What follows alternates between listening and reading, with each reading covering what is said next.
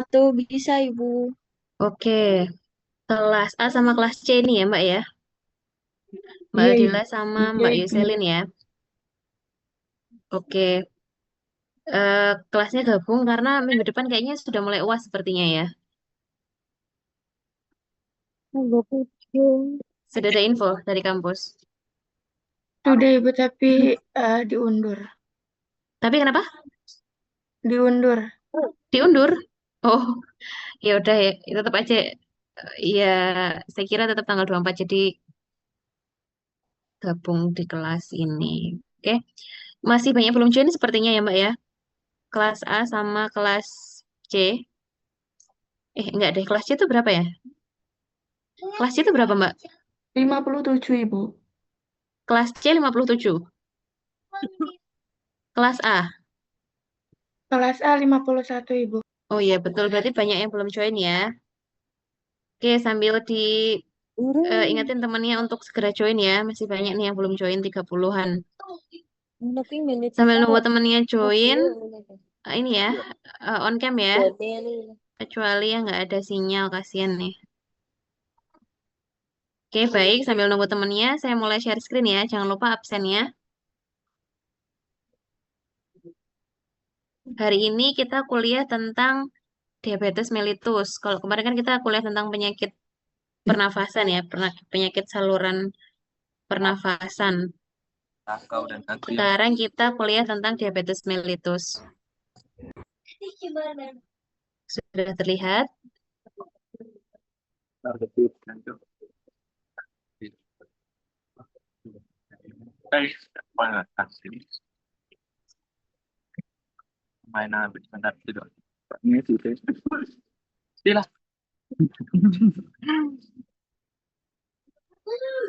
Oke, slide-nya sudah terlihat. Sudah, Ibu. Bentar, tak slideshow. Banget nih.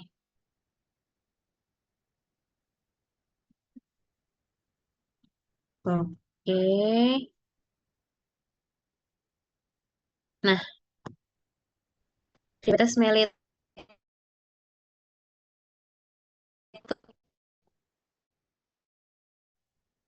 Ada yang pernah dengar? Apa itu? Penyakit kencing manis ya. Istilahnya kalau kalau pasien orang awam tuh mengenalnya penyakit kencing manis. Nah, itu namanya diabetes mellitus. Sebetulnya diabetes mellitus itu penyakit apa sih? Diabetes diabetes mellitus itu sebetulnya penyakit metabolisme ya. Jadi bukan kalau kemarin-kemarin kan kita penyakit menular kan, penyakit infeksi. Kalau ini penyakit metabolisme yang bersifat kronis dan progresif. Artinya kronis itu ya terus-menerus, ya kronis dan progresif. Semakin lama akan semakin memburuk. Ditandai dengan adanya hiperglikemi atau tingginya kadar gula darah yang disebabkan oleh karena si insulin atau kekurangan insulin. Jadi ada dua kemungkinan ya hiperglikemi itu. Yang pertama bisa insulinnya resisten. Sebetulnya insulinnya tuh ada si pankreas bisa mensekresi insulin, cuman dia resisten. Artinya resisten tuh dia nggak bisa membawa gulanya untuk dalam sel. Nah, ada kemungkinan kedua yaitu kurangnya sekresi insulin dari pankreas. Nah, ini biasanya karena sudah terjadi eh, kerusakan di pankreasnya. Sel beta pankreasnya rusak. Biasanya yang tipe satu ya. Eh, benar. Nah, ini adalah klasifikasi dari diabetes mellitus menurut ada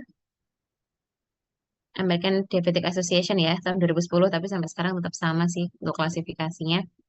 Ada tipe satu diabetes ini karena adanya kerusakan pada sel beta pankreas sehingga terjadi defisiensi insulin secara absolut. Ini biasanya herediter ya, keturunan. Terus dan dia mutlak butuh suntik insulin karena tubuhnya nggak bisa memproduksi insulin karena sel betanya rusak, sel beta pankreasnya rusak nggak bisa. mensekresi insulin. Berikutnya ada type 2 diabetes. Ini awalnya terjadi resistensi insulin karena gaya hidup. Nah, setelah resisten, si sel beta pankreas itu kan mensekresi terus tuh. Akhirnya dia rusak karena terjadi defek. Sehingga em, akhirnya tidak mencukupi sekresinya insulin dari pankreas. Awalnya sebetulnya dari insulin resisten, tapi akhirnya terjadi kerusakan sel beta pankreas sehingga nggak bisa mensekresi insulin dalam jumlah yang cukup. Kemudian ada penyebab spesifik lain, contohnya ada drug induced diabetes, ini yang sering. Penyebab utamanya biasanya adalah karena penggunaan steroid, kortikosteroid ya, dexamethasone, metilprednisolon, prednison, seperti itu. Ini cepet nih. Kadang tuh ada pasien masuk, pasien, pasien, pasien PPOK atau pasien pneumonia gitu ya, masuk, terus dia dapat dexamethasone.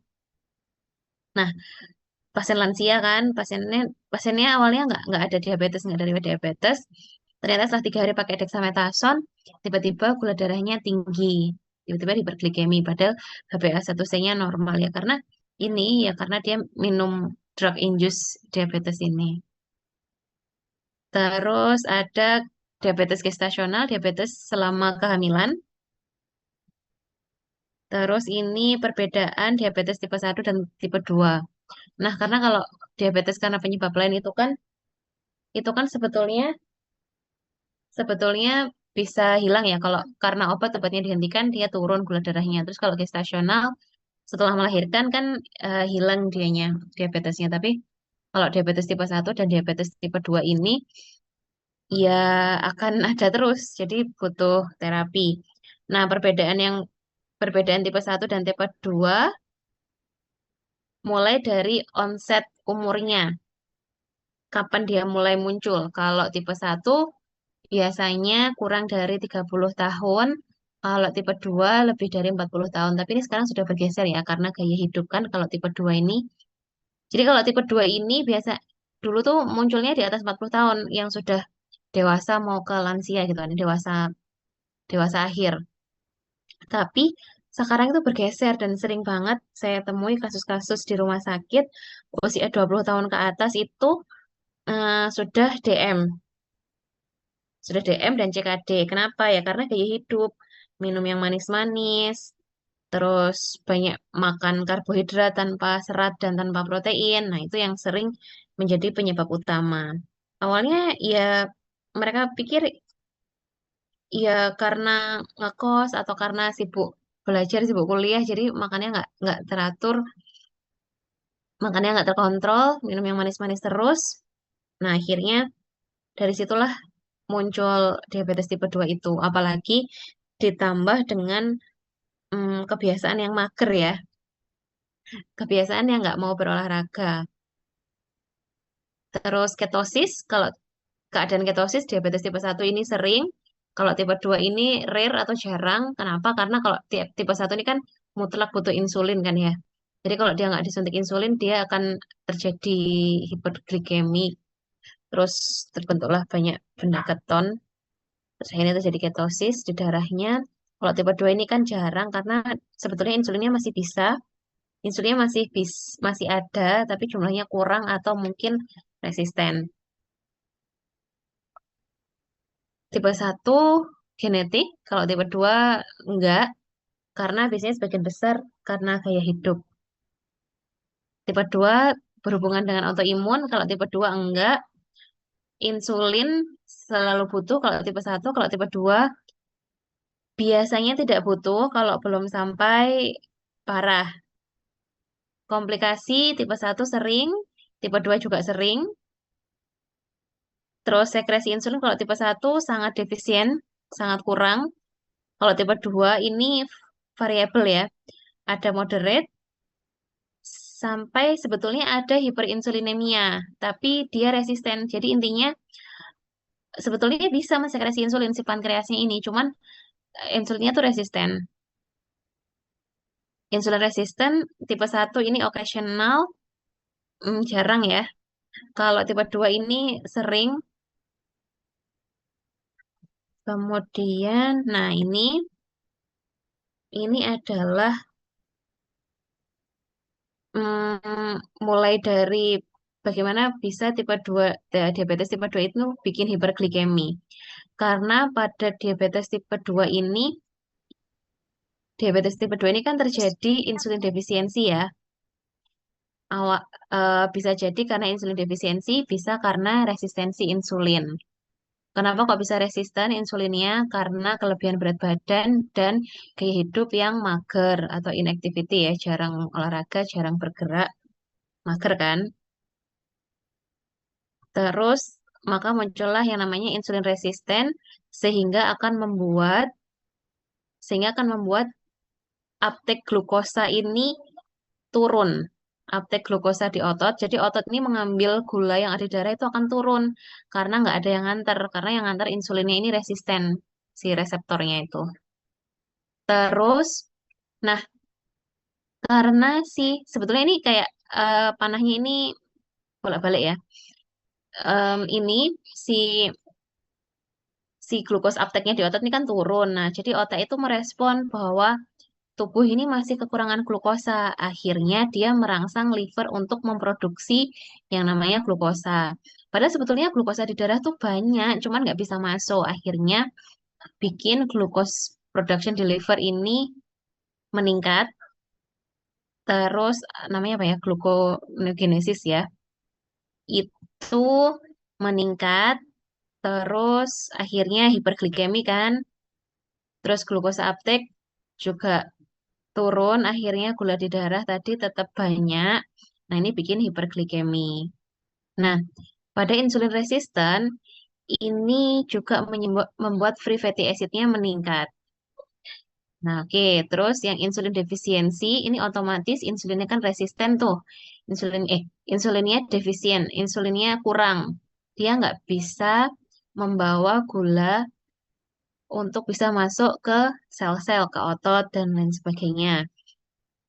Akhirnya membuat hiperglikemi. Nah, hiperglikemi yang terjadi terus-menerus akan menyebabkan kondisi diabetes tipe 2. Ini juga bolak-balik sebetulnya tipe 2 diabetes karena insulin resisten, karena insulin defisiensi, akhirnya membuat glucose uptake turun, membuat glucose production di liver akan naik. Nah, ini sebetulnya panahnya bisa bolak-balik.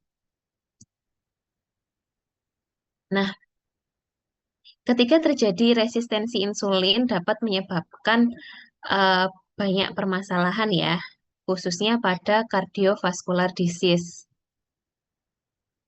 Resisten insulin tadi ada hubungannya sama free fatty acid-nya naik, jadi bisa bikin hiperglikemi. Kalau hiperglikemi dibiarkan terus-menerus, terjadi oksidasi, terus akan muncul yang namanya aterosklerosis. Kalau aterosklerosis dibiarkan, rupture kan, kalau di jantung dia akan menyebabkan penyumbatan pada pembuluh darah jantung, terus biasanya terjadi penyakit infark miokard ya, atau apa ya?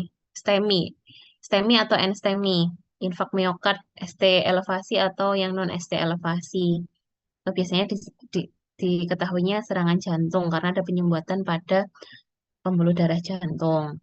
Terus hipertensi otomatis ya karena bikin si pembuluh darahnya itu jadi mengeras terus vasokonstriksi akhirnya terjadi hipertensi. Kemudian ada mikroalbuminuria pada ginjal kan. Terus ada disfungsi endotel. Kok bisa insulin resisten? Karena resistensi insulin dapat menyebabkan banyak hal ya. Nanti di belakang lebih jelasnya. Ini terkait dengan terbentuknya H product. Terus ada hipofibrinolisis sama inflamasi, dislipidemi juga.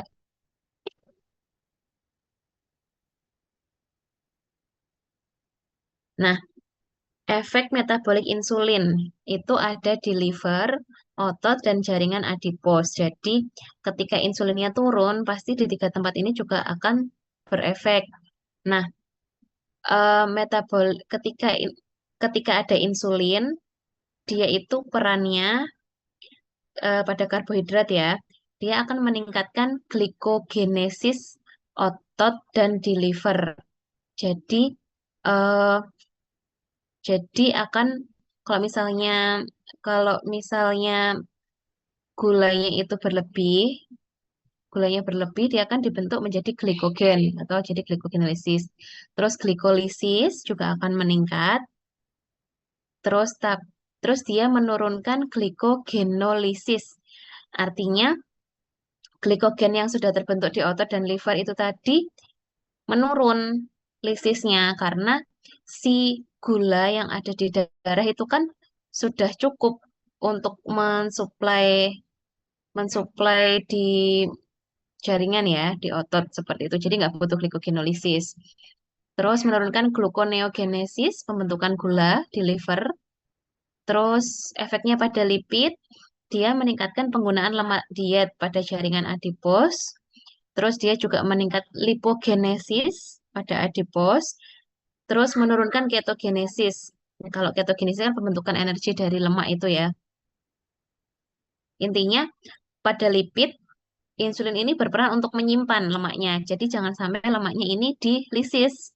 Kalau lemaknya lisis nanti asam lemak bebasnya free fatty acid itu akan banyak di aliran darah. Kalau kalau asam lemak banyak di aliran darah dapat menyebabkan ya yang namanya tadi kayak aterosklerosis dan lain sebagainya itu ya. Terus protein. Insulin juga meningkatkan sintesis protein dan menurunkan proteolisis. Nah, ini makanya kalau pada pasien diabetes yang baru-baru, awalnya itu awalnya itu kan mereka overweight ya, biasanya kalau diabetes type 2 itu. Mereka kan overweight, akhirnya terjadi resistensi insulin. Terus tiba-tiba kalau awalnya nggak ngerti kalau dia diabetes kan jarang ya ada pasien yang kayak rutin kontrol kontrol check up gitu. Tiba-tiba dia kurus, habis besar toh, habis habis badannya overweight, terus dia langsing. Nah, ini karena terjadi proteolisis yang meningkat. Karena tubuh itu merespon dia nggak dapat energi dari gula karena nggak ada yang bawa masuk, yaitu insulin. Jadi itulah kenapa kok banyak pasien diabetes itu menjadi kurus. Ini adalah diagnosa diabetes mellitus. Sorry. Ini eh, faktor resiko dari diabetes mellitus, usia lebih dari 45 tahun, obesitas, ini family history of DM. Jadi kalau dari penelitian itu awalnya memang kalau DM type 2 memang sebagian besar adalah karena gaya hidup, tapi setelah dirunut sebetulnya dia ada keturunan juga yang menderita DM type 2. Tapi belum tentu kalau ayah ibunya ini diabetes mellitus tipe 2, anaknya juga akan terjadi diabetes mellitus asal dia gaya hidupnya bagus. Iya, iya nggak akan kena diabetes mellitus tipe 2 kecuali kalau diabetes mellitus tipe 1 ya beda lagi karena dia adalah keturunan. Terus ada diabetes gestasional yang ibu hamil yang dulunya diabetes gestasional ketika anaknya lahir, terus disertai dengan gaya hidup yang kurang bagus, bisa jadi dia berkembang menjadi diabetes mellitus tipe 2. Terus dia berat badan lahirnya lebih dari 4 kilo, hipertensi juga menjadi faktor resiko, dislipidemi juga, prediabetes. Prediabetes itu dia belum sampai diabetes ya, masih pre. Terus sama ada penyakit coronary heart disease, penyakit arteri koroner. Gejala diabetes yang paling khas adalah banyak kencing, banyak minum, terus penurunan berat badan tanpa sebab karena terjadinya proteolisis tadi ya. Terus gejala yang tidak khas ada gatal-gatal di sekitar kemaluan, mata kabur, kesemutan, impotensi, luka yang susah sembuh, lemah dan sering mengantuk, sama gigi goyang. Ini ada patofisiologinya ya, kenapa kok bisa matanya kabur ya karena ada komplikasi dari diabetes ke saraf mata, terus kesemutan pada neuropati. Nah, itu semuanya ada patofisiologinya pada penyakit diabetes. Nah, ini adalah kriteria diagnosa dari diabetes. A1C atau mana ini? HbA1c-nya lebih dari 6,5%. Terus gula darah puasanya lebih dari 126 miligram per dl, gula darah puasa itu artinya dia puasa paling enggak 8 jam. Terus gula gula darah 2 jam setelah makan lebih dari 200. Ini 2 jam plasma glukos artinya gula darah 2 jam setelah makan. Setelah makan tuh makannya apa? Makannya 75 gram gula. Biasanya di rumah sakit dicek itunya. Jadi pasiennya suruh minum air gula, yang air gula 75 gram dilarutin, terus 2 jam kemudian dicek gula darahnya. Kemudian pasien dengan gejala klasik dari hiperglikemi atau hiperglikemi krisis, GDA-nya lebih dari 200. Jadi ada gejala hiperglikemi, itu gula darah acaknya lebih dari 200. Ini ada kriteria, di sini DM, gula darah puasa lebih dari 126. Kalau masih prediabetes biasanya sekitar segini, 1 sampai 125. 2 jam postprandialnya lebih dari 200 kalau kalau DM. Terus kalau A1C-nya lebih dari 6,5. Terus ada pertanyaan gini, kadang itu bingung ketika pasiennya itu datang nih, dia nggak ada riwayat diabetes, terus nggak pernah minum obat diabetes, nggak ada keturunan juga, datang dengan penyakit misal kayak habis kecelakaan gitu ya, atau mungkin pasien sesek, pasien gagal jantung. Kemudian dia datang dengan gula darah acaknya 300. Apakah itu bisa dikatakan diabetes? Jawabannya belum tentu. Kenapa? Karena kita perlu tahu HbA1c. HbA1c-nya dia. Kenapa kok butuh tahu A1C atau HbA1c? Karena di sini HbA1c itu adalah eh, protein yang terglikolisasi ya. Artinya eh, artinya dia adalah menunjukkan bahwa kondisi hiperglikemi yang kronis. Biasanya lebih dari 3 bulan. Kalau misalnya HbA1c-nya lebih dari 6,5, nah baru itu bisa dikatakan diabetes. Misal nih pasiennya datang gula darah acaknya itu 140. Karena kan kita nggak tahu pasiennya habis makan atau habis puasa, kita kan nggak tahu. Misal gula darah acaknya misal 160 gitu ya. 140 lah. 140 katakanlah seperti itu. Tapi ternyata setelah dicek HbA1c-nya adalah 8,5, berarti otomatis dia diabetes mellitus. Karena HbA1c-nya lebih dari 6,5. Komplikasi, ada komplikasi akut sama komplikasi kronis. Kenapa sih diabetes mellitus tuh kalian harus belajar betul-betul? Karena terkadang diabetes mellitus itu adalah akar permasalahan awal mula dari penyakit lain. Jadi dia tuh kayak silent disease gitu ya. Jadi nggak ngerti kalau kalau kalian TBC, kalian nah sebenarnya menarik ya. Kalau misalnya ada pasien TBC, pasien pneumonia itu kan sesek ya, kelihatan gitu misal dianya itu demam, sesek, batuk itu kan kelihatan. Kalau DM tuh nggak kelihatan. Itu tadi gejalanya kayak sering pipis, sering haus, terus gatal, pada area kemaluan, habis gitu em, luka nggak sembuh-sembuh kan nggak ngerti kalau nggak ngecek ya, kayak taunya cuman cuman manifestasinya aja. Terus nggak sengaja ke rumah sakit, terus dicekkan. Nah, itu baru ketahuan biasanya. Sementara dia sudah menderita komplikasinya yang lain. Misal dia tiba-tiba agak rabun, dia tiba-tiba sering merasa kesemutan, seperti itu. Nah, ini ada komplikasinya.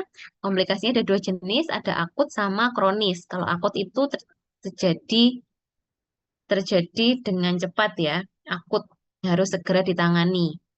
Misal hiperglikemi sama hipoglikemi. Hiperglikemi ini sering banget terjadi pada pasien diabetes, tapi kondisi hipoglikemi ini juga juga sering. Kenapa kok bisa hipoglikemi? Ya karena misal intake-nya pasien tuh dikit, makannya dikit, tapi dia tetap rutin minum obat anti diabetes. Terus hiperglikemi, nah ini sering juga. Kenapa? Karena misal nih pasiennya sudah stabil, awalnya stabil dengan obat anti diabetes oral.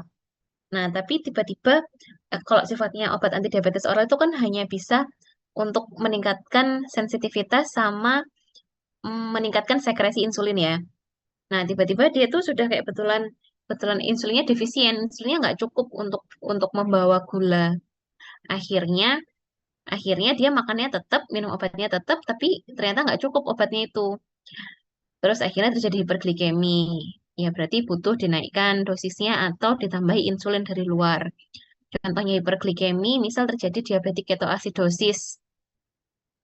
Terus sama hiperglikemi, hiperosmolar state, sama laktit asidosis. Jadi asidosis laktat. Ini sering ini berbahaya ya. Harus segera dikasih regulasi cepat insulin atau dikasih insulin siring pump biasanya kalau di intensive care. Terus komplikasi kronis ada mikrovaskular sama makrovaskular. Kalau mikrovaskular itu ada neuropati, ada retinopati, nefropati, kardiomiopati. Kalau makrovaskular ada cerebrovascular disease. Terus ada penyakit arteri, ada penyakit arteri koroner, ada penyakit arteri perifer, CAD, PAD.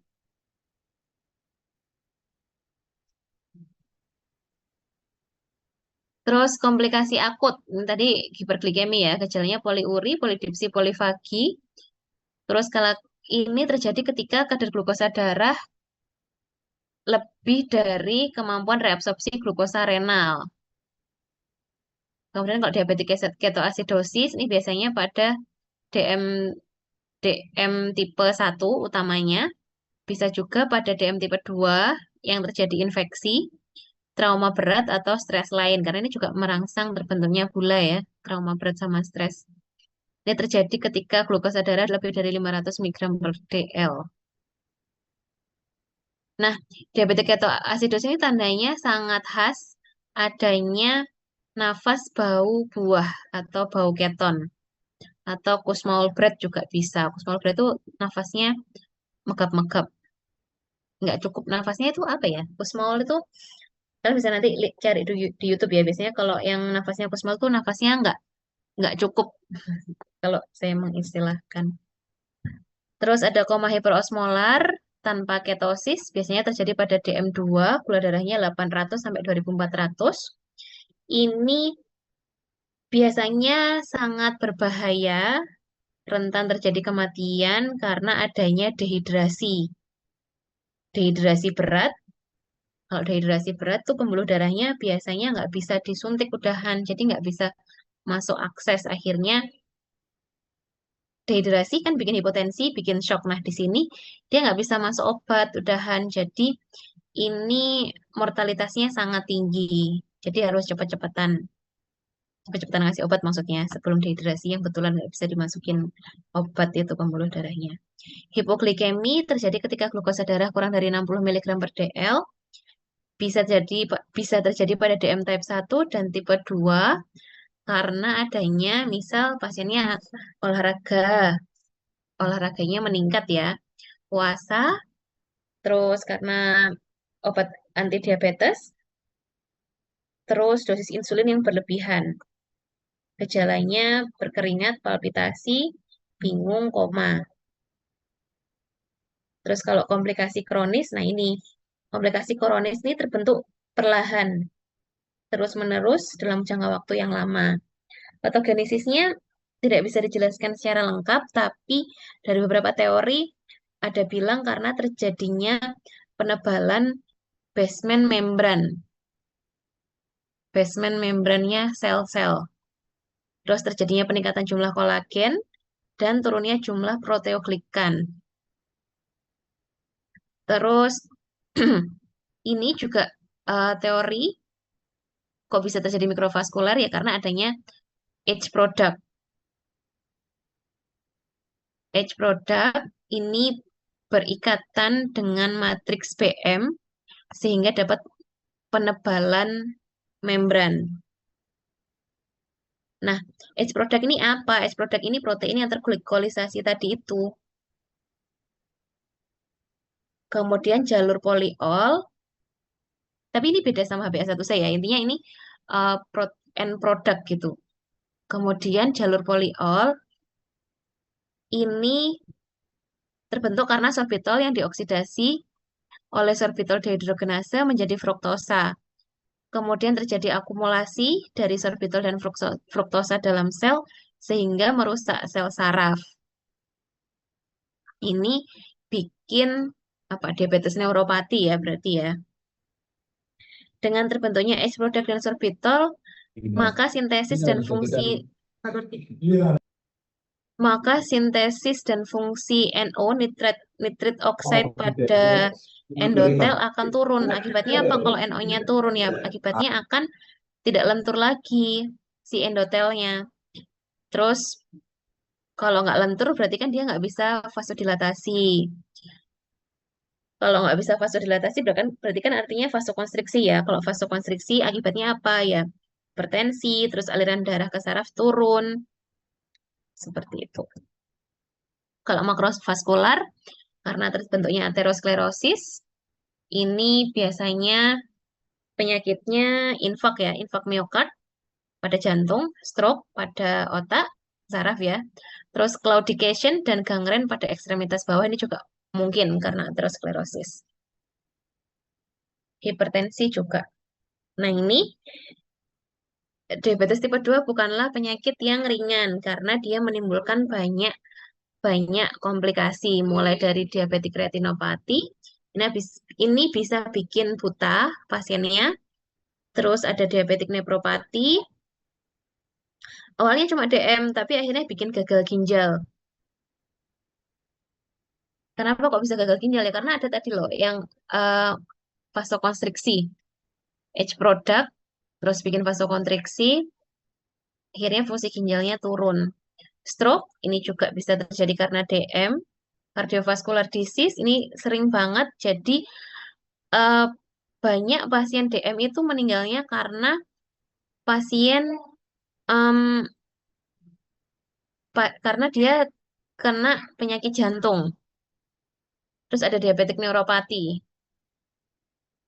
Diabetik neuropati itu biasanya nggak cuman kesemutan, keringgingan, terus rasa kayak ditusuk-tusuk jarum, nggak cuma itu. Tapi yang bikin parah itu ketika terjadi diabetik neuropati itu kan sel-sel saraf yang ada di ekstremitas, biasanya di kaki nih yang paling sering. Ketika terluka tuh dia nggak ngerasa terluka, akhirnya dibiarin sampai terjadi infeksi. Terus kebetulan kalau penyakit diabetes ini kan kalau ini punya akhirnya muncullah gangren, terus menyebar, terus akhirnya diamputasi.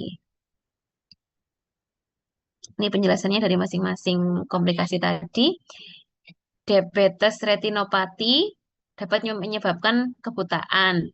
Ini belum ada obat yang untuk mencegah sih, tapi biasanya penanganannya dengan tindakan, misal ada operasi gitu ya. Terus itu kalau nefropati itu jadi perlu dicekkan pada pasien diabetes itu perlu dicekkan fungsi ginjalnya. Nah, upaya untuk upaya untuk supaya tidak terjadi nefropati adalah kita harus mengkontrol tekanan darahnya pasien. Karena kalau terjadi hipertensi akan semakin cepat progresivitas ke nefropatinya ini.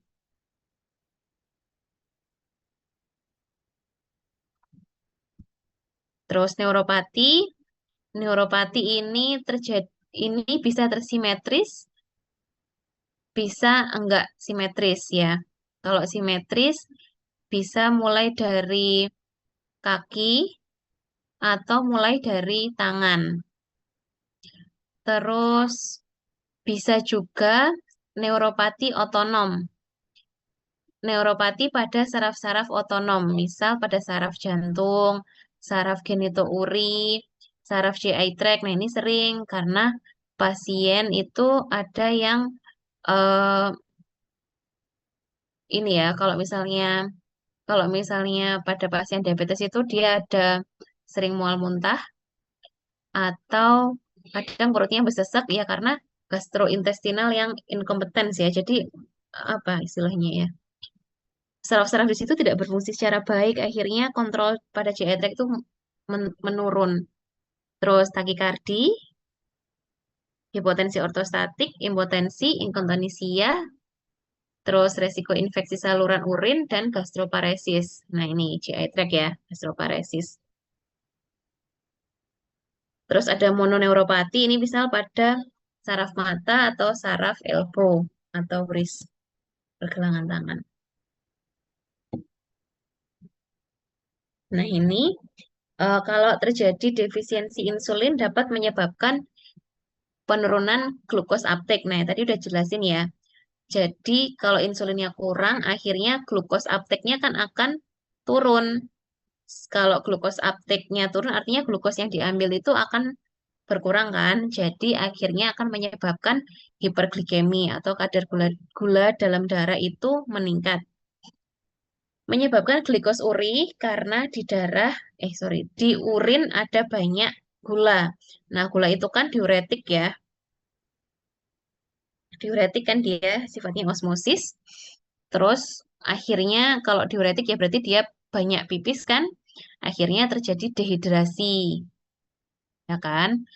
Terus pada defisiensi insulin juga dapat menyebabkan peningkatan protein katabolisme atau perusakan protein. Kenapa? Karena tubuh itu merespon dia itu kurang energi. Karena otak itu merespon tubuh kekurangan energi dari gula. Akhirnya dia merangsang menyuruh protein untuk katabolisme sehingga membentuk energi. Sehingga terjadi peningkatan plasma asam amino dan nitrogen loss dalam urin akhirnya menyebabkan diuretik dan akhirnya dehidrasi. Berikutnya ada peningkatan lipolisis. Nah, ini sama. Otak itu merespon tubuh kekurangan energi, kekurangan gula, sehingga dia merangsang lisisnya lemak atau lemaknya itu dilisis sehingga terjadi peningkatan free fatty acid dalam plasma sehingga menyebabkan ketogenesis, ketonuria sama ketonemia. Nah, ini menyebabkan asidosis karena banyak benda-benda keton dalam tubuh. Ini juga berbahaya ya. Jadi darahnya tuh asam. Darah itu kan harusnya pH-nya netral. Jadi nanti terapinya adalah untuk menetralkan darah lagi.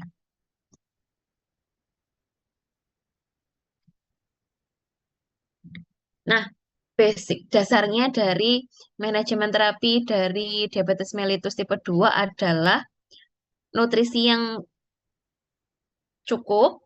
Artinya nutrisi yang cukup itu tidak boleh kurang dan tidak boleh berlebihan. Tidak boleh berlebihan karbohidrat dan tidak boleh kurang. Terus exercise, exercise itu latihan, olahraga, harus aktif pasiennya. Terus education, education bagaimana memperbaiki gaya hidupnya. Sama obat atau farmakoterapi. Bisa obat antidiabetes oral atau insulin atau kombinasi keduanya. Nah, ini ada dua obatnya kan ya untuk obat diabetes mellitus. Ini insulin. Yang pertama insulin. Otomatis kalau terjadi penurunan sekresi insulin atau sama sekali nggak ada sekresi insulin, berarti kan butuh insulin dari luar ya. Ada tiga jenis insulin itu, ada rapid acting atau short acting, contohnya Lispro, atau insulin reguler. Terus intermediate acting itu ada NPH. Terus sama slow atau long acting, Glargin. Glargin. Ini insulin, ada tiga jenis. Nah, terus ada yang namanya obat antidiabetes oral atau oral antidiabetes, nanti singkatannya OAD atau OHO. Obat, ya, pokoknya obat oral antidiabetes. Nah, obat oral antidiabetes ini banyak sekali golongannya. Mulai yang pertama ada insulin sekretagog. Artinya dia yang merangsang sekret insulin, merangsang sekresi insulin pada sel beta pankreas.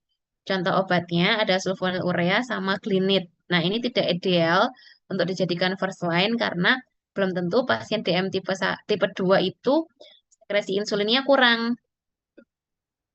Kemudian ada biguanid. Biguanid ini contohnya ada metformin. Ini merupakan insulin sensitizer. Jadi ini ideal sekali untuk dijadikan first line terapi. Kenapa? Karena pada pasien yang awal awal diketahui diabetes mellitus itu kan belum tentu dia kurang sekresinya ya, kurang sekresi insulinnya ya. Tapi lebih sering karena insulinnya resisten. Artinya reseptornya ini nggak bisa ngambil atau namanya resisten insulinnya itu. Jadi insulinnya tuh ditingkatkan sensitivitasnya dengan metformin.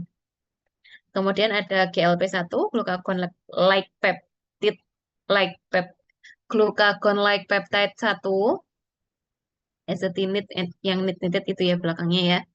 Terus ada alpha glucosidase inhibitor, ini mencegah mencegah enzim alpha glucosidase. Kemudian ada SGLT2 inhibitor, ini lagi naik daun nih, SGLT2 inhibitor selain untuk diabetes, dia juga bisa untuk jantung. Terus ada thiazolinidion sama ada DPP4 inhibitor. Nah, ini adalah omnius octet dari terbentuknya hiperglikemi. Jadi, eh hiperglikemi pada pasien DM itu sangat kompleks ya. Jadi nggak hanya karena eh, makan gulanya banyak gitu enggak, makan makanannya banyak gitu enggak. Tapi ya memang karena berawal dari sel beta pankreasnya ini nggak cukup dan atau karena insulinnya ini nggak sensitif. Nah, hal-hal yang bisa menyebabkan hiperglikemi ini misal pada usus, dia terjadi penurunan efek inkretin, akhirnya terjadi pengosongan usus tuh cepat. Akhirnya kan kalau usus dikosongin cepat itu kan gulanya itu gulanya itu banyak yang terserap kan ya dari usus ini kan ya. Nah, akhirnya menyebabkan hiperglikemi karena kadar gula darahnya tinggi yang habis terserap dari usus ini tadi. Terus ini karena tubuh itu karena karena otak itu merespon tubuh kekurangan energi dari gula, akhirnya dia merangsang terjadinya lipolisis. Nah,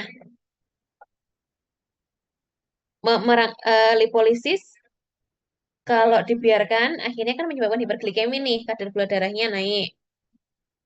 Ini ada tulisan GLP-1, DPP-4 inhibitor, TZD itu obat-obat yang efeknya di sini, kerjanya di situ. Misal di sini thiazolinidion ini menghambat terjadinya lipolisis. Kemudian ada pada ginjal. Jadi ya tadi otak ini merespon tubuhnya kekurangan energi. Akhirnya dia menyuruh ginjal untuk mereabsorpsi lagi gulanya. Jadi gulanya nggak jadi dibuang. Nah, ini bisa dicegah dengan adanya obat SGLT2 inhibitor. Terus decrease glukosa uptake ini penurunan uptake gula pada otot. Kalau gulanya nggak diuptake, kalau gulanya nggak diambil sama otot, kan akhirnya gulanya bebas tuh di pembuluh darah. Akhirnya menyebabkan hiperglikemi. Terus obat yang membantu membantu meningkatkan uptake gula ya ada thiazolinidion sama GLP-1. Terus ada ini neurotransmitter dysfunction. Ini merangsang GLP-1. Ini kan disfungsi neurotransmitter ya. Jadi eh, biar otaknya ini tidak menyuruh organ lain untuk misal misal untuk melakukan lipolisis, untuk mereabsorpsi gula seperti itu. Terus ada peningkatan produksi gula oleh hepar. Ini juga menyebabkan hiperglikemi. Obat yang kerja di situ ada thiazolinidion, metformin, GLP-1 sama DPP-4. Nah, ini yang utama ya. Bukan ini deh yang utama. Eh, Sekresi insulin yang turun ini juga menyebabkan hiperglikemi karena fungsi insulin kan membawa hiperglikemi masuk ke jaringan atau ke sel. Terus ini juga increase glucagon sekresi glukagon juga menyebabkan hiperglikemi.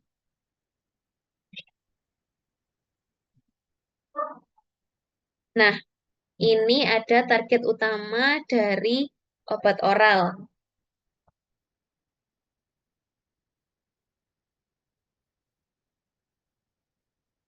Nah, sorry. Bentar. Nah, ini. Pada pankreas, ini target target obat dari sulfonylurea. Karena sulfonylurea ini merangsang sekresi insulin di pankreas. Kemudian otot, ada thiazolinidion sama biguanide karena ini meningkatkan sensitivitas insulin untuk mengambil gula. Terus pada saluran cerna ini ada alpha glucosidase inhibitor. Jadi dia menghambat menghambat eh, menghambat pemecahan gula pada makanan. Jadi biasanya kalau habis minum obat alfa glukosidase inhibitor ini biasanya rasanya kembung atau begah. Terus hepatic glucose overproduction. Jadi kan tubuh tadi kekurangan energi tuh, terus dia nyuruh hepar untuk memproduksi gula.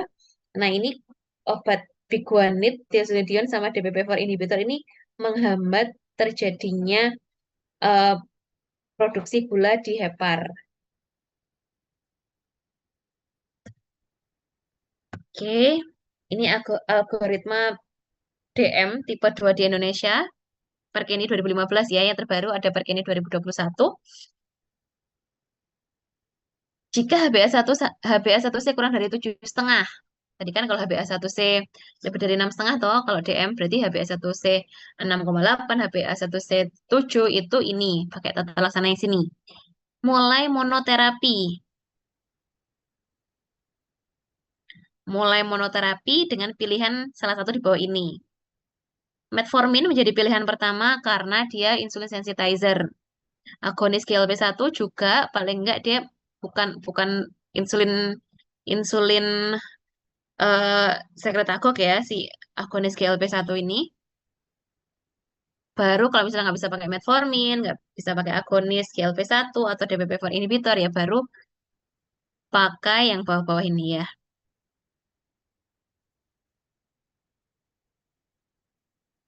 Sorry, pakai sulfonylurea, pakai Glinid.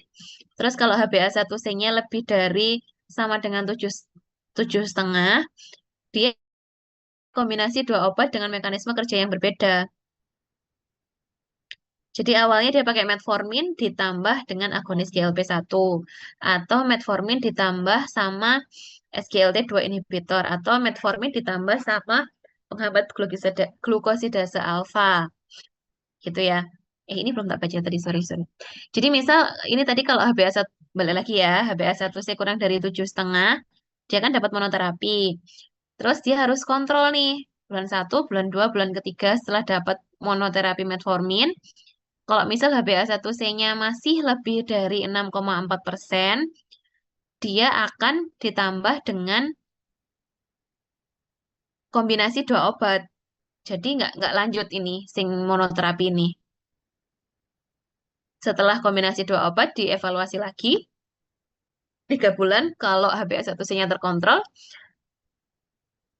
di bawah 6,5, ya dia akan stabil pakai itu terus. Tapi kalau misalnya dia nggak terkontrol, HbA1c-nya tetap lebih dari 6,4, berarti dia butuh kombinasi 3 obat di sini, baru masuk insulin juga bisa di sini. Jadi saya balik lagi, kalau HbA1c-nya lebih dari sama dengan 7,5, kombinasi dua obat, metformin dengan obat yang lain, ada obat di kotak ini, bisa juga mulai insulin basal. Kalau 3 bulan belum memenuhi target, ya berarti kombinasi 3 obat. Nih, 3 obat pakai ini bisa nih.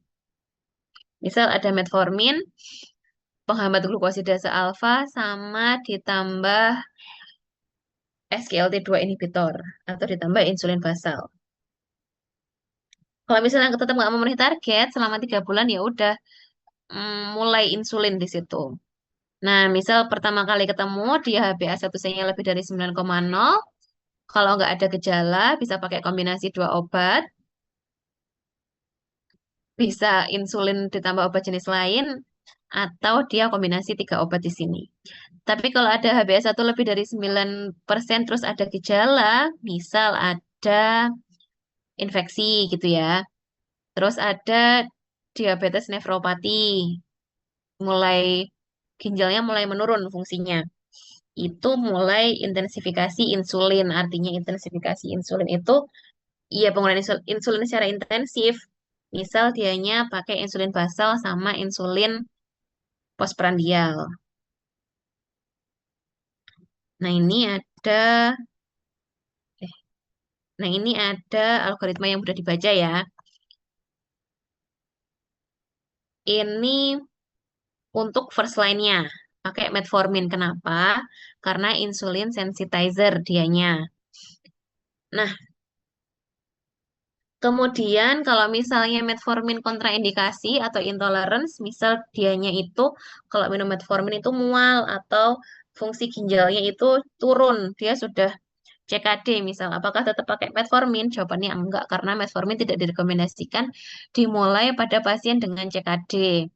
Jadi dianya pilih yang lain, jangan metformin. Misal sulfonylurea atau jarang sih sulfonylurea pakai pertama ya, tapi bisa dipakai pertama monoterapi tapi harus dimonitor ketat resiko hipoglikemia. Nah, kalau misalnya nggak masuk nggak masuk target selama 3 bulan, dia pakai kombinasi dua obat, misal metformin ditambah sulfonylurea, metformin ditambah thiazolidinedone atau DPP-4 inhibitor atau nah ini bisa dibaca sendiri. Di sini ada pilihannya kalau sulfonylurea ini efikasinya high, tapi dia efek sampingnya hipoglikemi. Terus harganya murah. Nah, ini terserah mau dipilih yang mana. Tapi perlu disampaikan kalau misalnya pakai sulfonylurea berarti rentan terjadi hipoglikemi. Kalau misalnya hipoglikemi harus ngapain kayak gitu ya. Terus kalau misalnya nggak masuk target setelah kombinasi dua obat pakai triple terapi. Triple terapi misal metformin ditambah sulfonylurea ditambah TZD atau metformin ditambah sulfonylurea ditambah DPP-4 inhibitor. Atau seperti itu nanti dibaca sendiri yang ini ya. Nah, kalau misalnya hiperglikemi tidak terkontrol, pakai kombinasi eh, injeksi insulin. Jadi insulin basal ditambah insulin mealtime. Mealtime insulin artinya insulin postprandial itu ya. Atau GLP-1, reseptor antagonis. Ini jarang nih kayaknya kalau pakai GLP-1 obatnya mahal. Biasanya lebih dipilih basal insulin ditambah mealtime insulin. Nah, ini ada golongan, nama obat generik, nama dagang, kekuatannya, terus dosisnya, lama kerja, frekuensi berapa kali sehari, sama waktu minumnya. Nah, ini penting untuk kalian ketahui nanti kalau misalnya mau ngasih konseling konseling pasien. Sulfonylurea ini diminumnya kapan? Sulfonylurea ini em, eh, dia dipakainya berapa kali sehari gitu. Nah, ini kayak misal si penghambat glukosidase alfa ini kan dia itu kan eh, menghambat pemecahan karbohidrat ya. Kalau dihambat pemecahan karbohidratnya itu kapan ya? Berarti dia harus diminum bersama dengan makan karena kalau misalnya diminumnya sebelum diminumnya sebelum makan atau setelah makan ya apa yang mau dipecahkan kalau nggak ada makanan? Biguanid atau metformin ini bisa bersama makan atau sesudah makan. DPP-4 inhibitor ini tidak bergantung. Terus ada yang namanya obat kombinasi tetap. Jadi di luar itu, di apotek maksudnya, itu ada kombinasi metformin, glibenclamid, glimepiride, metformin. Kenapa kok ada seperti ini? Karena untuk memudahkan pasien, meningkatkan pasien compliance. Jadi pasiennya lebih lebih manut, lebih lebih mau minum obat secara rutin. Karena kan nggak harus minum 2 tablet kan. Dia 1 tablet gitu langsung isinya dua, ada metformin sama gliben atau pioglitason sama metformin seperti itu. Ini juga perlu kalian ketahui mekanisme kerja, efek samping, terus dia bisa mereduksi targetnya bagaimana, bisa mereduksi A1C seberapa banyak. Ini yang paling tinggi ya sulfonylurea ya, karena dianya adalah itu. Em insulin ketagok ya. Ini ada kerugiannya. Metformin kontraindikasi pada insufisiensi renal, penghambat glukosidase ini bikin begah. Terus apalagi nih sulfonylurea bisa meningkatkan berat badan sama hipoglikemi. DPP-4 inhibitor. Nah, ini juga tinggi insulin soalnya ya. Dia langsung nambah insulin dari luar otomatis. Dia akan banyak menurunkan HbA1c-nya pasien. Ini contoh kombinasi yang rasional. Metformin sama sulfonylurea karena dia sensitizer sama secretagogue. Sulfonylurea sama dion dia insulin sensitizer sama insulin secretagogue seperti itu. Ini ada jenis-jenis insulin, ada basal insulin, insulin prandial sama insulin suplemental atau koreksional insulin. Basal insulin ini adalah eh, ya insulin basal. Jadi insulin yang diperlukan oleh tubuh tanpa adanya makanan. Kenapa? Karena pun kalau nggak ada makanan, tubuh ini juga bisa memproduksi gula dari gluconeogenesis. Basal insulin, contohnya ada insulin long acting yang isinya glargin, mereknya ada Lantus, Levemir. Terus ada prandial insulin, ini gunanya untuk mencegah kenaikan gula setelah makan. Otomatis kalau setelah makan itu kan makan ya, hmm, dianya kan makan tuh. Pasti makan di lambung, di usus, diserap kan itunya, eh, gulanya, otomatis gula darahnya akan meningkat. Nah, makanya dikasih insulin prandial supaya gula darahnya biar bisa segera masuk ke jaringan atau ke sel. Contoh obatnya ada short acting sama rapid acting. Bedanya apa? Short acting sama rapid. Kalau short itu ya short kerja pendek. Kalau rapid itu kerja cepat. Jadi ketika disuntikkan langsung onset of actionnya lebih cepat daripada yang short acting. Berikutnya ada yang namanya suplemen suplemental atau koreksional insulin. Ini gunanya untuk menyediakan extra need insulin. Jadi misalnya pasiennya udah pakai prandial insulin, dia sudah pakai 3 kali sehari sebelum makan, sudah pakai basa, tiba-tiba dia serangan hiperglikemi nih dianya, gulanya 300, itu padahal nggak setelah makan. Nah itu masuk si koreksional insulin. Nanti biasanya kalau di rumah sakit itu kita bilangnya RCI atau regulasi cepat insulin. Jadi kita memasukkan insulin dalam jumlah unit tertentu sesuai dengan gula darahnya dia. Nanti ada yang hitung ya. Nanti ada rumusnya, nanti keluar ujiannya gitu. Ini ini contoh insulin dan mereknya. Onset of action nih yang paling cepat adalah insulin rapid ya. Onset of actionnya 15 menit. Puncaknya 1 sampai 2 jam dan durasinya 4 sampai 6 jam. Durasinya paling pendek daripada insulin yang long, daripada Levemir atau Lantus. Sekarang mereknya tuh banyak ya, kalian bisa search sendiri. Kebanyakan itu ketika kalian nanti di rumah sakit atau di apotek tuh ngerti obatnya tuh apa, generiknya tuh apa, tapi nggak ngerti mereknya. Jadi nanti kalian belajar sendiri ya.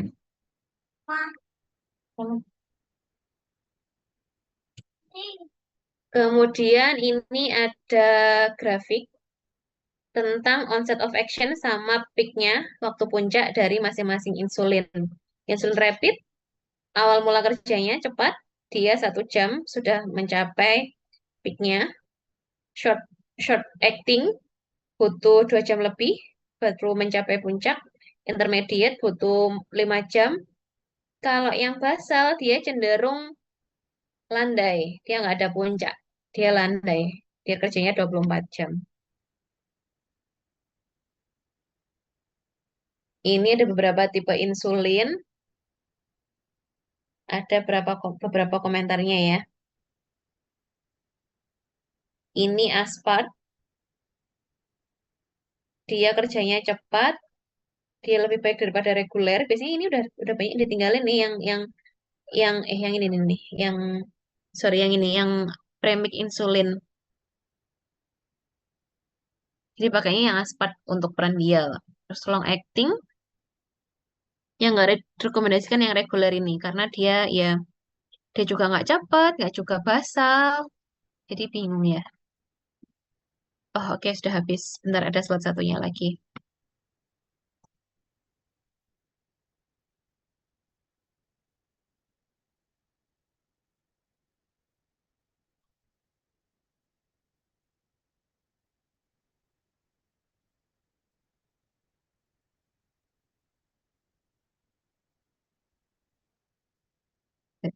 Sebentar.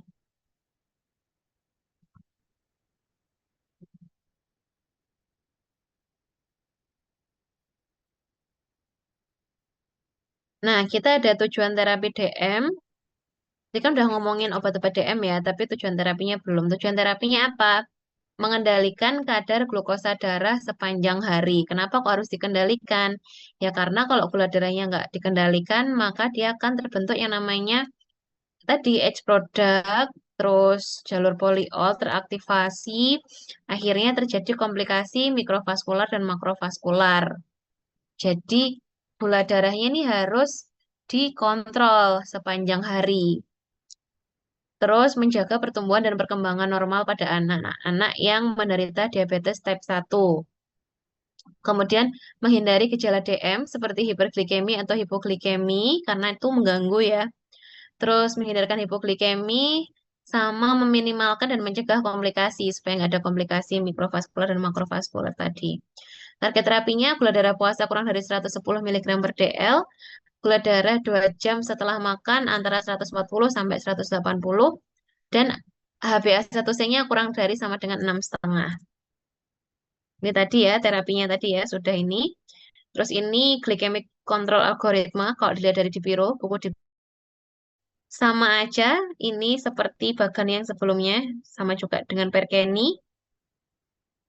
Nah, yang penting, pada kondisi apakah pasien DM tipe 2 memerlukan insulin? Tadi sudah ya, ketika HbA1c-nya kurang dari 90 kalau dari algoritma. Tapi apakah itu, apakah hanya itu insulin itu dipakai? Apakah ketika HbA1c-nya kurang dari lebih dari 9? Bukan ya jawabannya ya.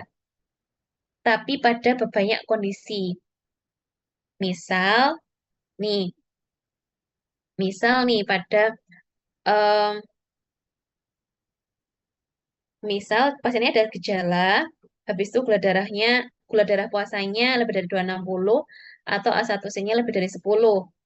Ini bisa pakai insulin basal, multidose insulin juga bisa, sama intensif insulin management. Ini bisa berarti pakai insulin basal sama insulin rapid. Terus oral agent failure, jadi dia udah pakai obat oral tapi A1C-nya masih lebih dari target. Ini bisa pakai langsung once daily insulin atau insulin basal, multidose sama intensive insulin management.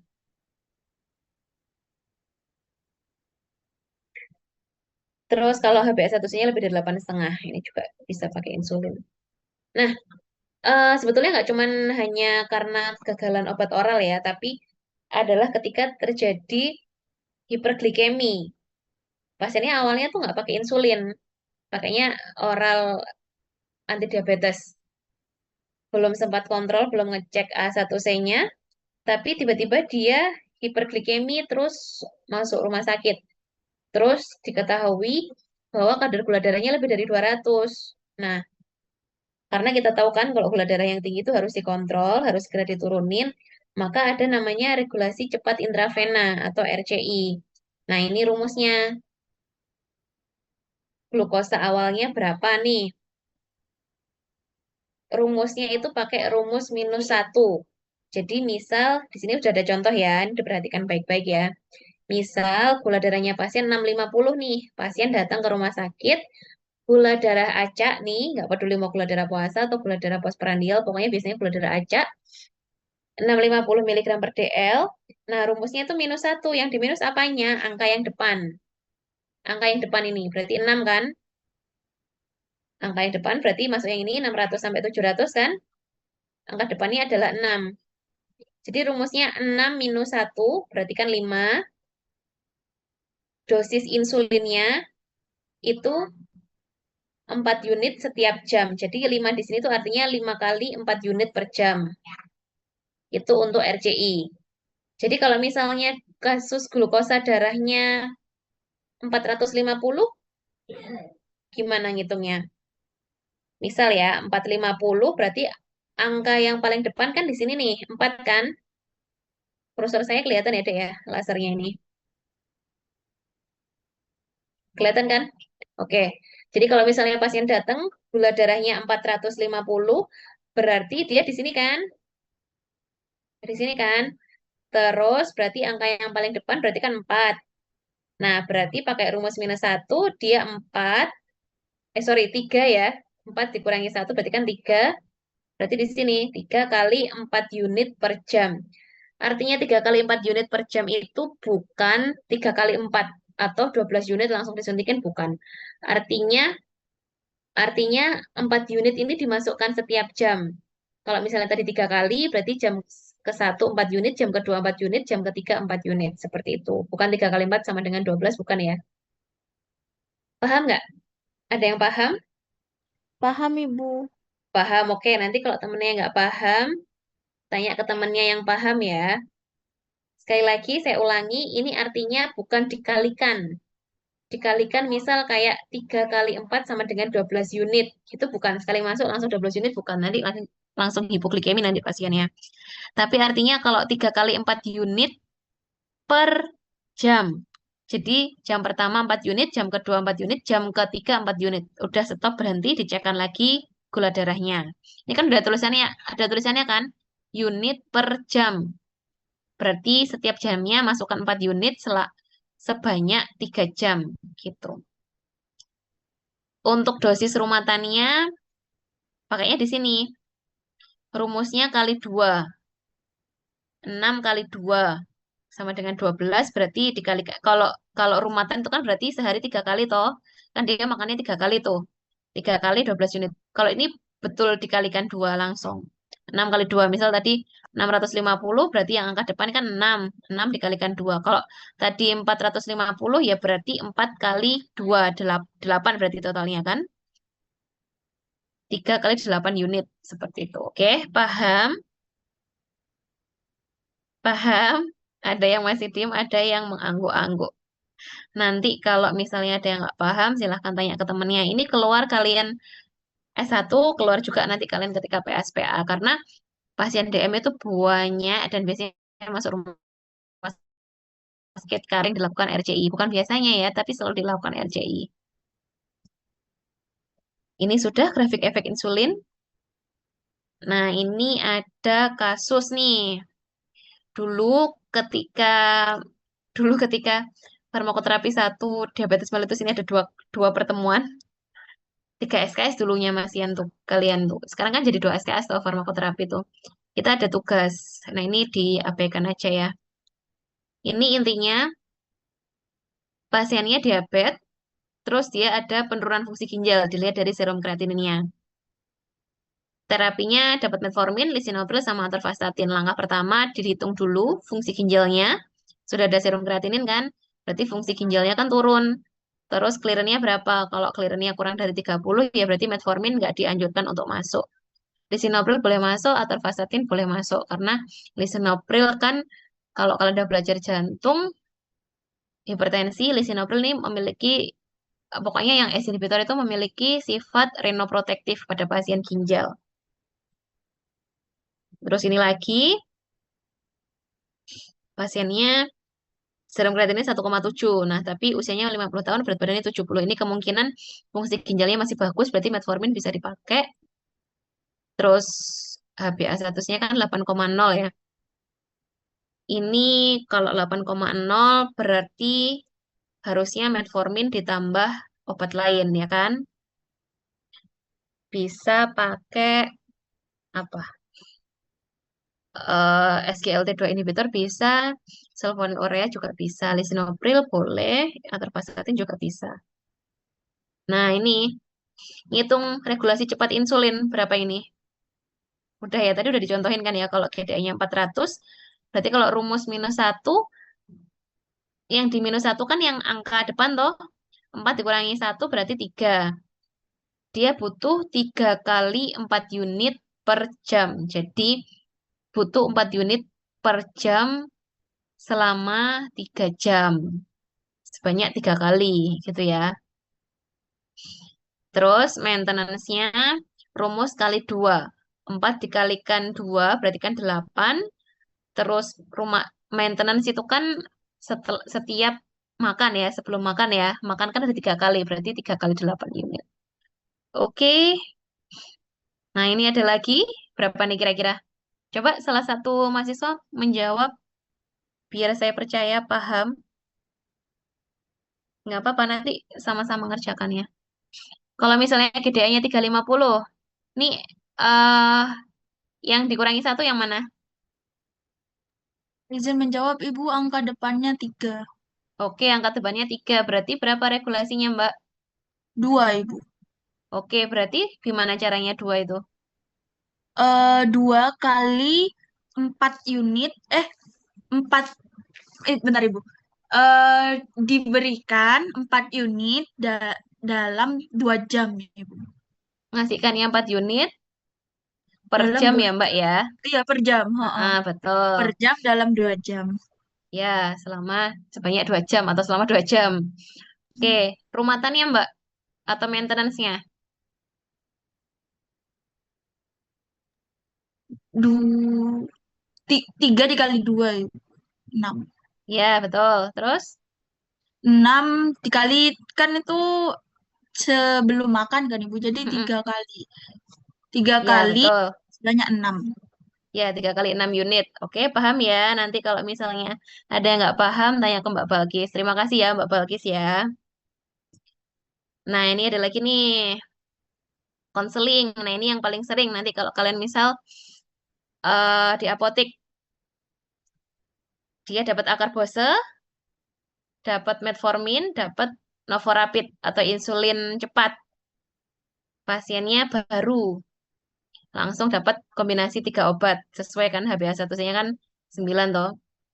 Akar bose ini diminumnya kapan? Tadi, ada yang ingat?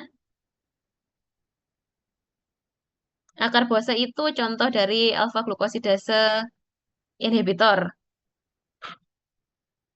Tadi loh yang menghambat pemecahan gula, pemecahan karbohidrat di saluran cerna. Minumnya kapan ini? Tetot, nggak inget ya. Nanti slide-nya akan aku Pertama, kasih. Harus dibaca bersama ulang suapan kayaknya. pertama saat makan, Bu. Oh, saat makan. Betul. Mbak, siapa tadi? Mbak Dewinda ya. Oke, jadi ini harus disampaikan ketika suapan pertama. Jadi ketika makan, 1 suap, terus minum si akar bosa ini. Terus efek sampingnya apa tadi Mbak? Ada yang ingat? Atau Mas? Ada yang ingat?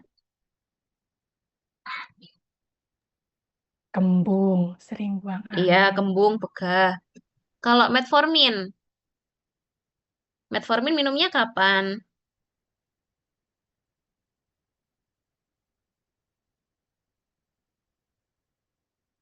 Metformin minumnya kapan? Tadi dia nggak ngefek ya, mau sebelum atau sesudah, tapi biasanya sesudah makan biar biar nggak mual. Soalnya dia efek sampingnya ke GI tract. Terus novorapid, insulin cepat, ini kapan nyuntikinnya? Kan tulisannya 3 kali 10 unit. Kalau misalnya aku suntikinnya 3 kali 10 itu misal pagi, sore, terus malam gitu boleh nggak? Terserah aku gitu. Misalnya pasiennya nanya begitu. Pokoknya kan 3 kali sehari. Boleh nggak kira-kira? Insulin rapid itu tujuannya apa kemarin tadi? Atau insulin prandial wes?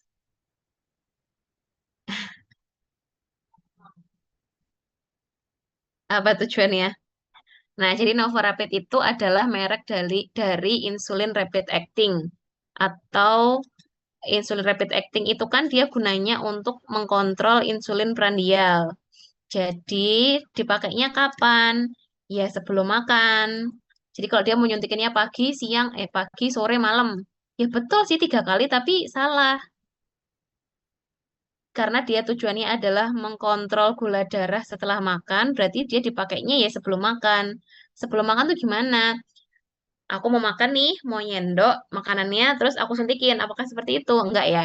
Jadi kan dia butuh waktu untuk mencapai onset kan. Tadi ada grafiknya. Jadi dia butuh waktu sekitar setengah jam, ya setengah jam, enggak sampai 1 jam sih. Setengah jam untuk mencapai onset of action. Jadi dia disuntikkan 30 menit sebelum makan. Kalau misalnya belum mau makan ya nggak usah disuntikkan. Nanti bisa bikin hipoglikemi. Oke, paham? Paham ya? Nanti dibaca lagi slide-nya kalau ada pertanyaan, boleh boleh chat saya. Oke, terima kasih. Ada yang ditanyakan untuk diabetes mellitus?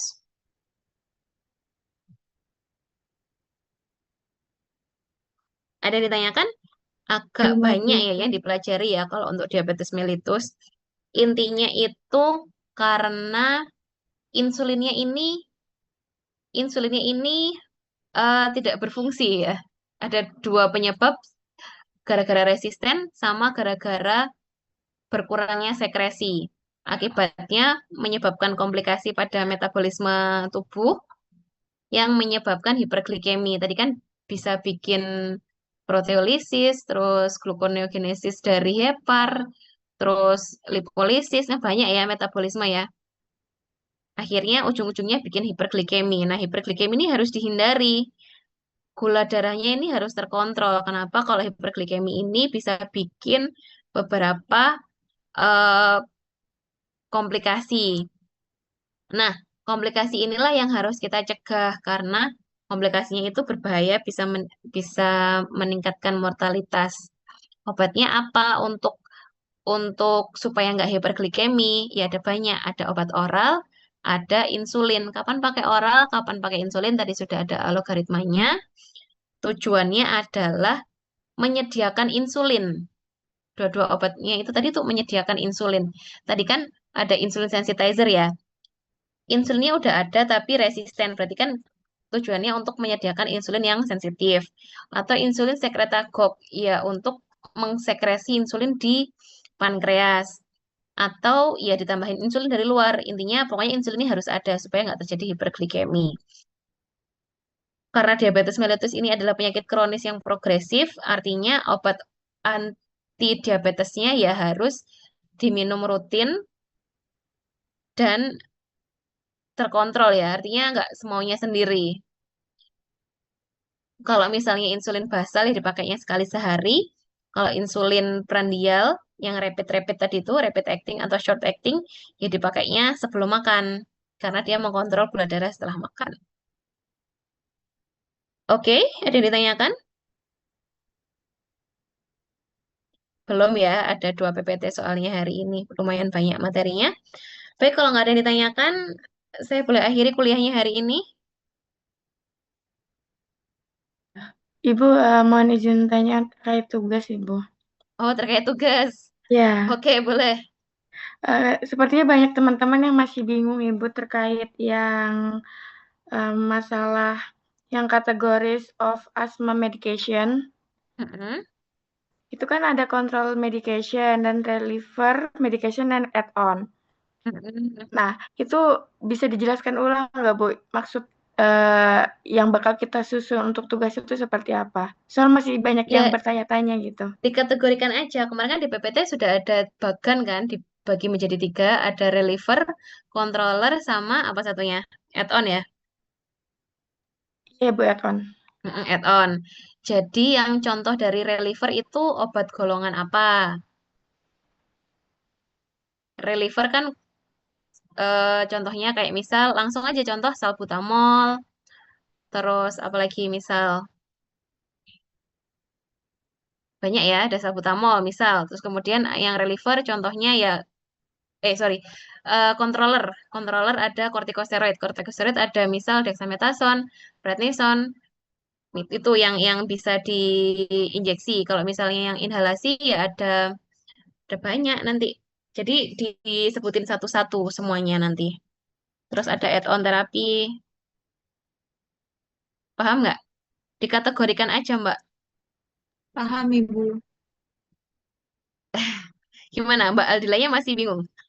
Berarti nanti kalau misalkan sudah disebutkan kan Ibu obat ini misalkan tadi apa yang obat controller terus sudah disebutkan obat-obatnya terus dijelaskan tentang mekanisme kerja obat, farmakoterapi, sama efek sampingnya gitu ya, Bu?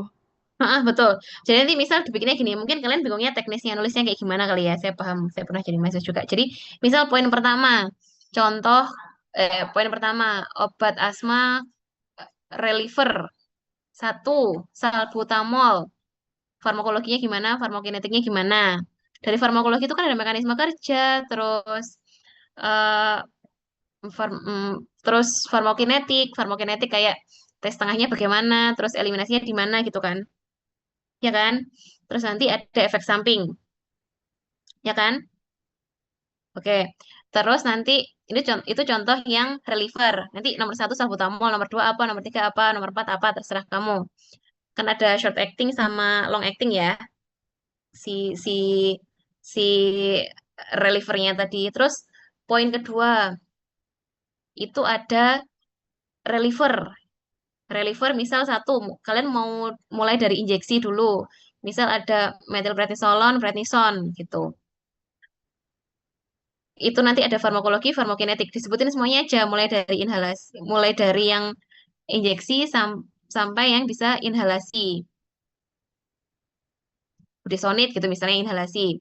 Kemudian add-on terapi. Nomor satu apa gitu, misal farmakologi, farmakokinetik. Udah kayak gitu aja.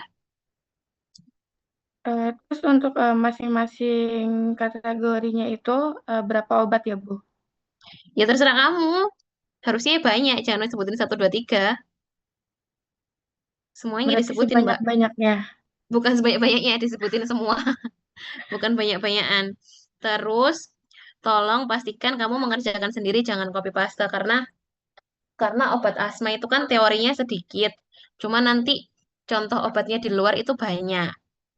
Gitu. Teorinya tuh dikit, tapi kayak pengaplikasiannya di masyarakat, di apotek, di rumah sakit itu banyak. Jadi harus belajar sendiri contoh obatnya. Oke? Mungkin Ada yang kayak gitu ditanyakan aja, lagi? Bu. Mungkin teman-teman ada yang mau bertanya terkait Oke, tugas. mungkin teman-teman ada yang ingin tanya. Ini kuliah terakhir ya.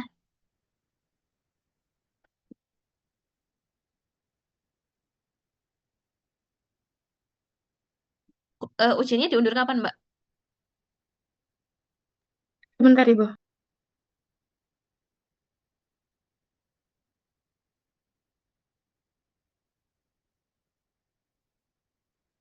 Ini mahasiswanya join kok cuma 75 ya, Mbak, dari tadi ya. Farmakoterapi hari Rabu tanggal 2 Juli, Ibu. Hah? Lama banget pasien, 2 Juli. Iya, Oh ya wes, oke. Nanti ujiannya ini ya kita ya, kayak ujian yang lain online kan. Nanti aku kirimin link untuk mengerjakan ujian. Nanti kan ada waktu submit ya, waktu terakhir submit ya. Sebelum jam tersebut harus sudah tersubmit. Jangan jangan nunggu misal maksimal submit jam 11. Jangan nunggu jam 11.00 kalian nggak masuk nilainya itu. Jadi 11.59 tuh harus udah tersubmit. Ya paling nggak 11.50 lah kalian udah submit. 10.50 sorry. Kan waktu terakhir submit kan 11.00 tuh. Jadi pastikan sebelum 11.00 itu sudah submit. Bukan pas jam 11.00 kalian submit karena nilainya hilang. Kan eman, misal kalian harusnya nggak remedi, nggak ujian perbaikan, bisa dapat nilai A. Ternyata ikut remedi, maksimal kan B ya kalau remedi ya. Oke, paham ya? Sudah cukup? Ada yang ditanyakan lagi? Oh iya Mbak Aldila, ini slide-nya udah dapat semua ya? Mulai dari ISPA, asma, PPOK, TBC, pneumonia, sama diabetes ini. iya, Ibu. Yang ini yang terakhir. Sudah ya? Yang tinggal yang Sudah. diabetes ini toh? Ya, Oke, terima kasih nanti. Mbak Aldila sama Mbak Yo, siapa nih? Mbak Yoselin nanti saya minta absennya ya. Rekap absen dari kuliah pertama sampai keempat. Ya kan? iya, Ibu. Oke. Bagaimana? Ada yang masih ingin ditanyakan?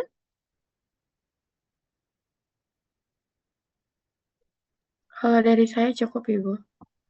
Oke, cukup ya. Baik. Jika tidak ada yang ditanyakan, saya akhiri kuliahnya hari ini. Terima kasih atas partisipasinya semuanya. Semoga ilmunya bermanfaat. Saya mohon maaf bila ada kesalahan dan kekurangan yang tidak disengaja. Oke, saya akhiri kuliahnya ya. Wassalamualaikum warahmatullahi wabarakatuh. Saya izin live ya, Dek ya. Waalaikumsalam.